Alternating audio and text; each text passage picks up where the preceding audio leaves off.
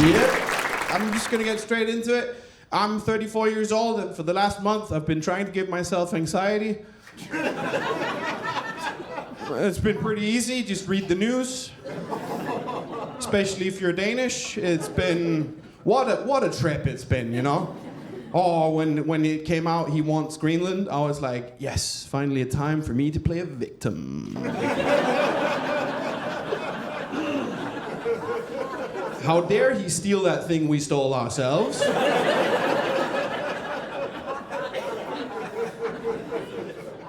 I genuinely believe, you know, the Greenlandic people should get what the Greenlandic people want. I'm glad that they chose us. It just means that, you know, we might be an abusive boyfriend, but the new guy hitting on her is not, you know, better, and that's okay, you know. It has been terrible, you know.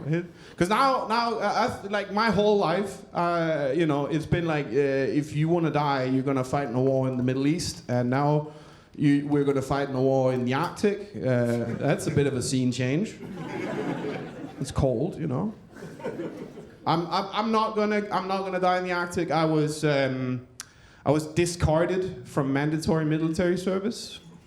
That's the word they used, discarded. That's a rough word to hear. The same we do with a 7-Eleven coffee cup. Just.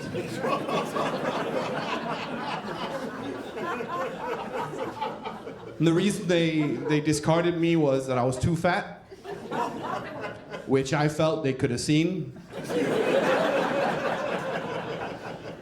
As I walked up to the military base, somebody could have come out to the gate and been like, it's okay, friend. Don't worry, Henrik. We'll defend Denmark.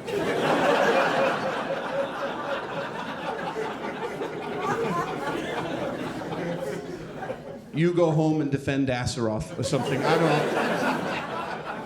don't know. And the worst part is they told me at the end, you know. I went through the whole thing where you have to take your clothes off and they touch you everywhere, and that might not be the experience everybody had. Apparently I have juicy tits, and that's what it is. You know. I don't know, you know, I just felt like they put me through the whole thing. All they had to do was ask me to run 50 meters and I would have come to the same conclusion. They'd be like, are you sure you want to serve? I'd be like, no. What does warm my heart is the fact that mandatory military service in Denmark will now be equal among the sexes. That means now women will have to die in the Arctic as well. And that's not like a sexist thing. I think women will make great soldiers in the Arctic. If you go to any university now, on the front row of any kind of auditorium, you'll have those Camillas knitting in the front row. They're preparing, you know? They're really preparing. They know where they're going. I'm fucking ready for it, dude. I don't know why he wants Greenland. I'll be honest. I don't get it. They already have everything they want with any kind of treaty. But then he says it's a psychological need, and then it kind of dawned on me why he said that. Because that's a deep thing, you know. That's like childhood stuff, you know, psychological needs. And then I realized it's because somebody in his administration told him that the Danes believe that Santa Claus lives in Greenland.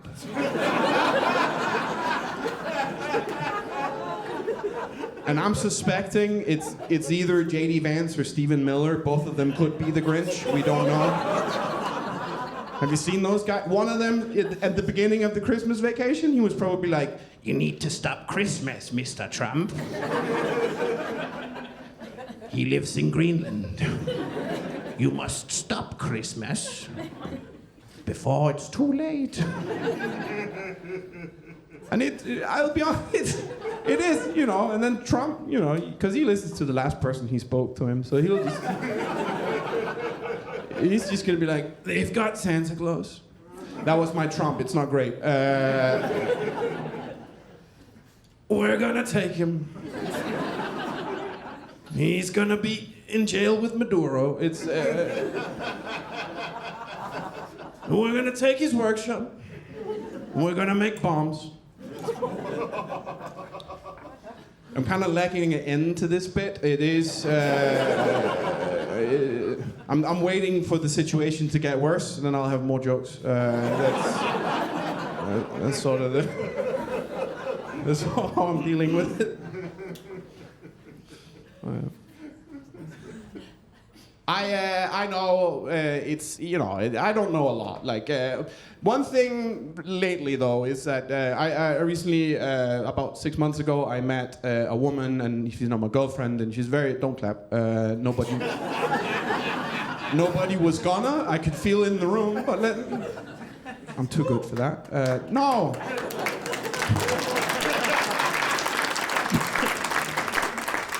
The problem is she's Portuguese. Any Portuguese people in here? One. Bacalhau. That's the only word I know. But it's you know, I met her, and I'm doing this, but I'm also studying to become something called a pedagogue, which is, in Scandinavia, we know what that is. You know, it's actually kind of mundane. It's kind of like a school teacher, but they do less. You know, it's like, oh yes, Magnus, get up again, you can do it. That's what a pedagogue does. But to non-Scandinavians, when you say, I'm gonna be a pedagogue, they hear something different. It sounds like you're a pedophile now, and then you're gonna Pokemon evolve into the pedagogue.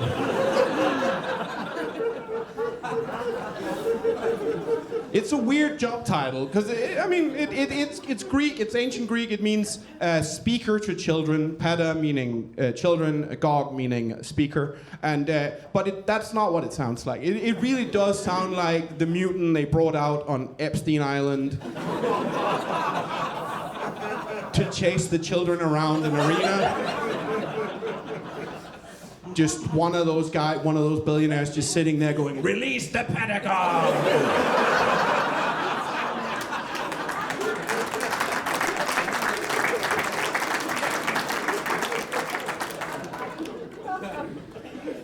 I'm struggling to socialize with her friends because obviously they're not Danish, and it's not that I have a problem socializing with foreigners. It's that I do the thing that most Danes do, is that I just assume you have none of the shit that we have. So the first 3 things I'll tell a foreigner is like, did you know that we have free healthcare and free education? Yes, and we get paid to go to school. Yes. It's called the issue. It's very good. And that's fine, you know, it's not a problem that I tell people that. The problem is I don't know my system. I don't know the system of my own country. Because before foreigners can get SU, if they're an EU citizen, they have to work 12 hours a week for a little company called Volt first. It's a digital slave trade we're doing, where we're just trucking in Eastern Europeans and Portuguese people to drive out pizza to fat guys like me. And the worst part about that story is I barely order takeaway unless it's raining outside.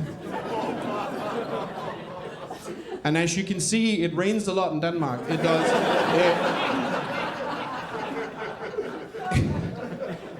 But it's just, you know, I'm sitting at home. I should have gone shopping. I didn't. And now it starts to rain. But I still want a burger. So a notification plops into Vladislav's phone.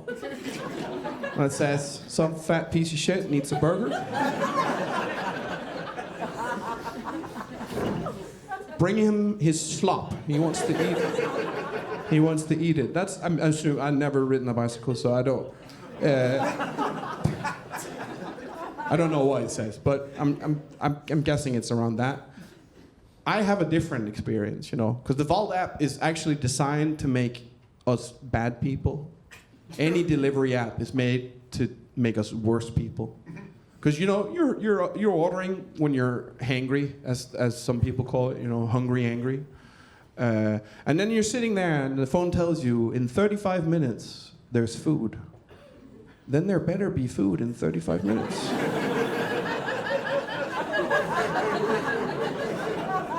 I don't know about you guys, but I can radicalize in 35 minutes. That's not hard.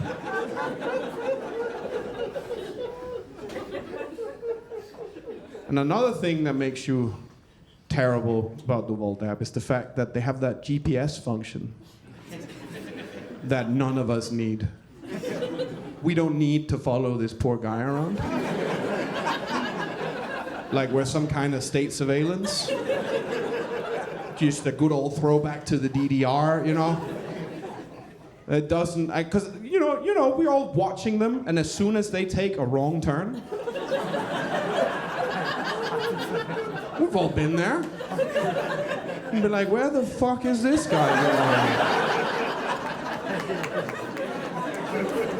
Can you believe that? He could get across the border, but he can't get to 7V. What's going on? It's just...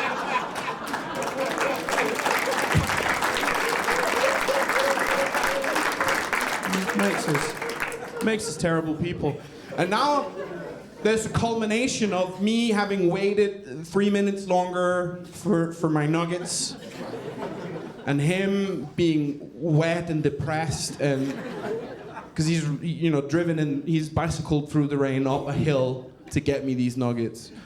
And then he gets to my door, and then an unfortunate thing happens is that he hands me the bag, and I have to check if everything's there before he leaves. Because if something's missing, somebody's getting yelled at.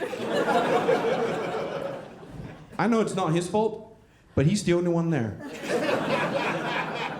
So I check the bag, and as you're checking the bag, you feel like a Nazi from a Tarantino film, You feel like, I need to check the contents of your bag for contraband against the state. And I look into the bag, and that's where it hits me. He's missing that, that little tub of mayonnaise. The 9 kroner mayonnaise. It's not enough to ruin the whole order, but it's enough to ruin my night, Because all I have in my fridge is like Gråsten Danish mayonnaise. For some reason in Denmark we've decided mayonnaise should not have flavor, it should just add fat. That's it. That's all mayonnaise is supposed to do. No flavor in the mayonnaise. And now I have to let this guy know that the mayonnaise is missing, right? The problem is I actually do this for a living. That means this is probably the first time I've kind of spoken to people today. And in that situation, I've been sitting at home all day doing nothing but looking into a screen, giving myself anxiety. And now I have to speak to this guy in my second language. I'm not even warm in Danish yet. Like I haven't been down to Netto and been like, I need a snooze or something like. And then it just sort of comes out of me with that, the Danish dialect.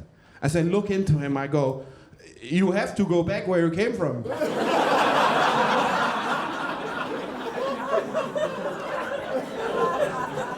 No. I can clearly see there's been a misunderstanding here. I meant fuck off to Poland.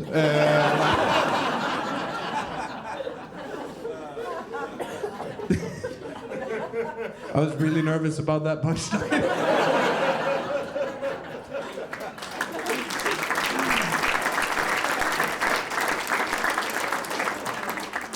I think it's the Danish accent. What it does, I think it's just it gives tourism energy. You know. I don't know. Like I try to stay away from it. I try to stay, especially if I'm on vacation. You know, I hate people, especially Danish people when they're abroad. You know what I'm talking about. You know, we've all been to like southern Spain. Or met Danish people who are like, my favorite place in the world is southern Spain because there's a lot of other Danish people down there. Then why go on vacation, Flemming?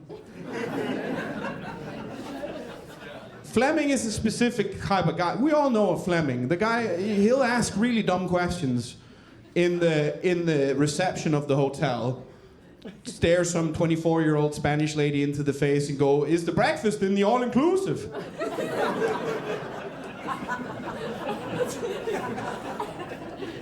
And you kind of just quietly think to yourself, yes, Fleming. That's literally what it means. I hope you die.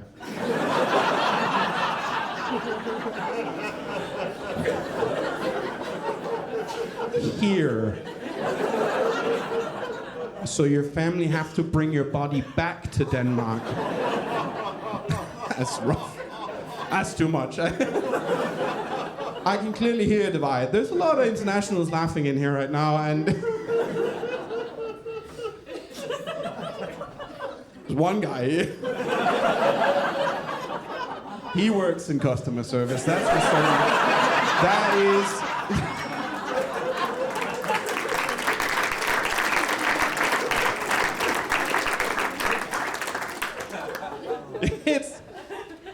I don't know. I have that tourism energy as well. I went on my first, I think 3 years ago, I went on my first real, like, adult vacation. And by that I don't mean Thailand.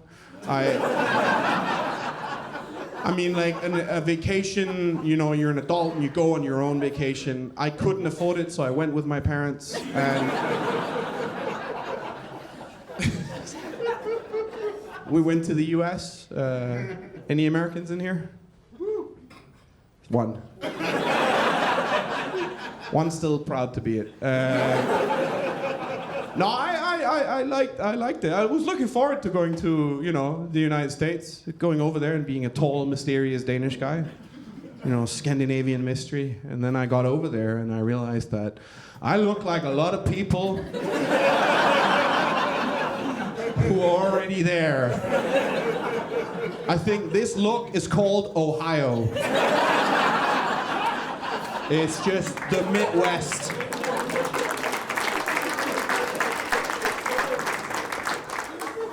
It's a cross-country thing. We started in New York. I was looking forward to being in New York so much. One of the greatest cities on earth, you know, going over there.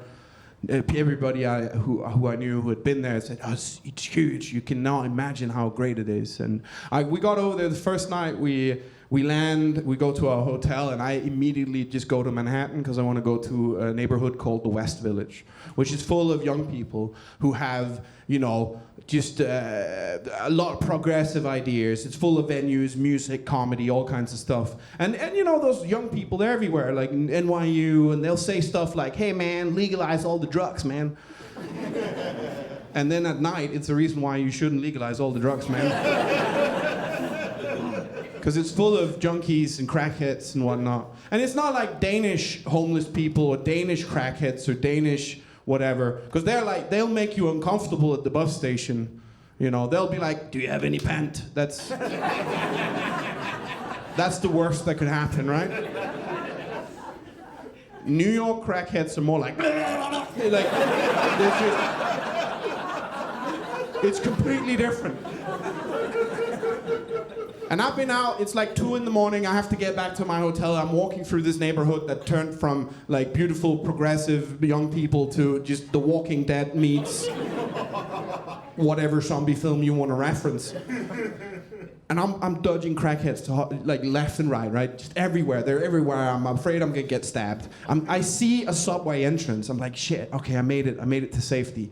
I walk towards the subway entrance, and then this crackhead just sort of pops out from behind a dumpster, stares me right down, and he's huge. Like, I was like, how are you this big on crack? It's just...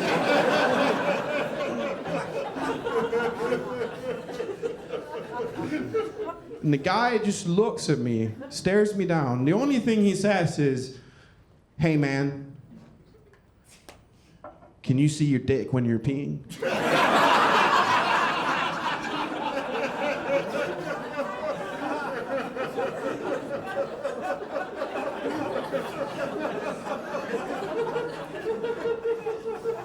I'll be honest. No. And I would have preferred to get stabbed.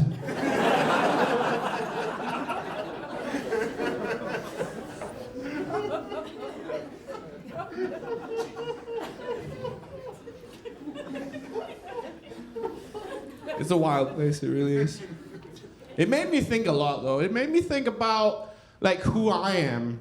Because when you're confronted with such a huge melting pot of people and concrete everywhere and just this massive fucking ant hive of people that I couldn't even imagine before I went there. And my identity for most of my life has just been, I'm a Danish guy. I'm Danish. What does that mean?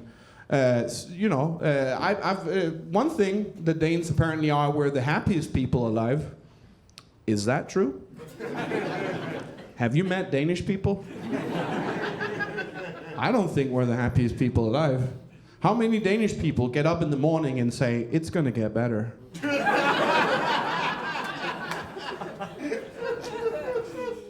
I don't know who the happiest people are. My bet, the mentally challenged. I don't know what we call them nowadays. No, for real. Like I said before, I'm gonna be a pedagogue,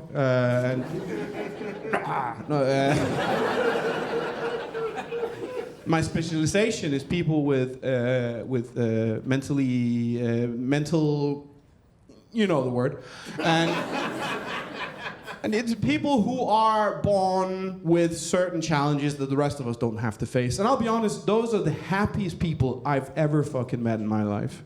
They don't have the same self-doubt that we do. That doesn't mean they don't have a wide spectrum of human emotion. Of course they do. They can get mad, but they're easy to distract. You take a stick, throw it.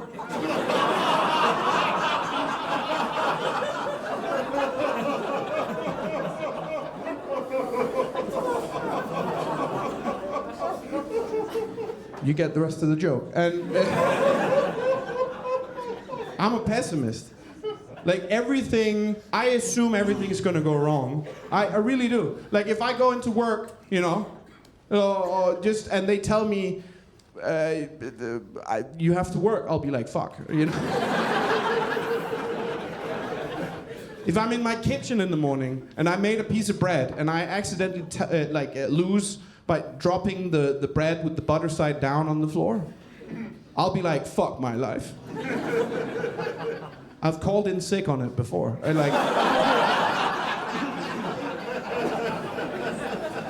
then I can go to work, the week after, and unions. And get told, you have to take this guy on a trip today. You guys are going for a day trip. The first thing you have to do is go down to the duck pond and feed the ducks.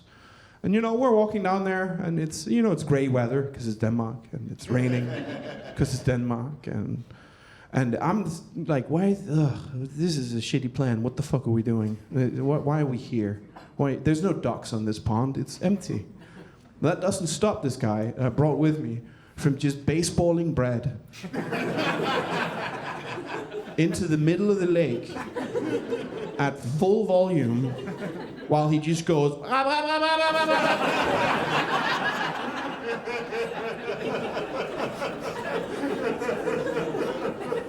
nothing stops this guy having fun, Nothing stops him having a good day. Compared to me in my kitchen in the morning, who's all like, my bread. And if that happened to him, he would have just been like, more ammunition for the ducks. It's just... Nothing stops him. I don't know who the happiest people are. Some people say it's the Finnish. That can't be true. Have you met Finnish people? Their language sounds like a gypsy curse. Just the way they count to 3. Sigolm.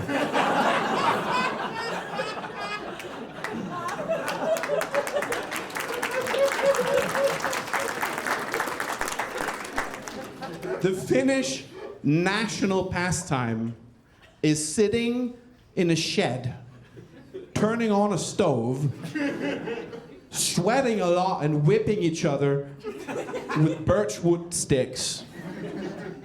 That's the happiest people? It's not. Another content people, I think. Who are the happiest people? This might be a shocker. I think it's the Americans. I really do, yeah. Have you met Americans? Yeah. Yeah, there's a little bit of overlap with the challenged people, and there's a...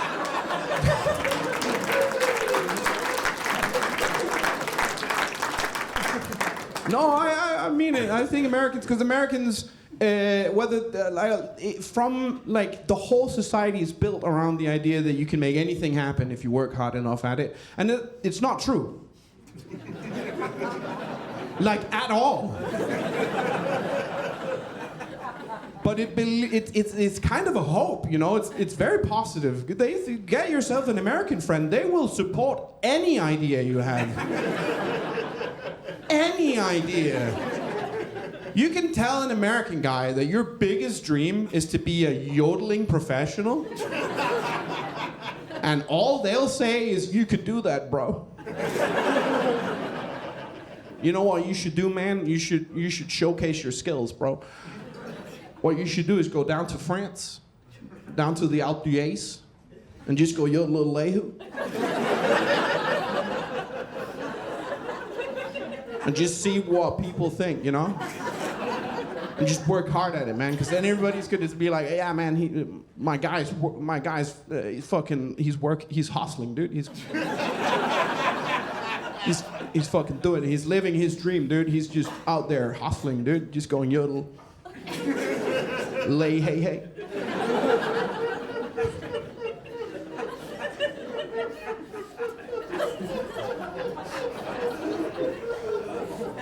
No European person would ever support you that way.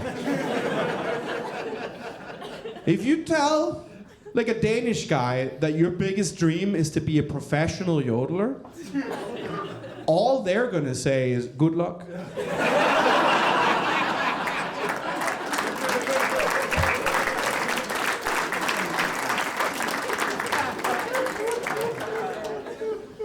Maybe followed by... Well, you have to remember that the yodeling time ends at 22 in our apartment complex.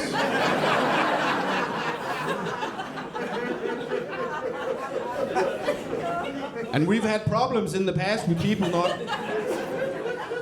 not doing that. So if I hear as much as a yodel from you, I'm going to call the police.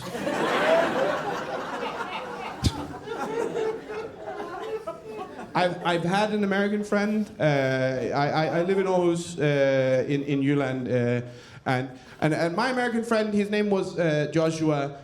He's sadly no longer with us. He moved home, and then he got shot. And don't worry, it was the government who did it. No. Joshua survived, unfortunately. And no, Joshua was an interesting character. I say friend, it was like an experiment for me more. Because Joshua, he was from a very conservative part of America, a southern state called Mississippi. And he was from a very conservative area of Mississippi. And he grew up in that politics. And his parents were that. And his parents before that, they were all, nowadays you'd call them MAGA or Trump people. And that's not his fault. You know, he didn't choose to be born where he was born. And I thought I could be inclusive in a different way. What if I befriend this person and I teach him some of my values? Maybe I might even learn some of his values. Maybe he has some good values that I could learn something from. And it turned out to be not true. All I did with Joshua was to debate constantly. One day, we're walking through Aarhus on a sunny day, discussing a little pastime they have in the United States called waterboarding. For those of you who don't know, it's a torture technique they used in Guantanamo Bay, you know. And it's torture. I said torture. Joshua said it's necessary. And so I said, all right, I'm going to have to take this debate, I think, before somebody drowns. I don't know.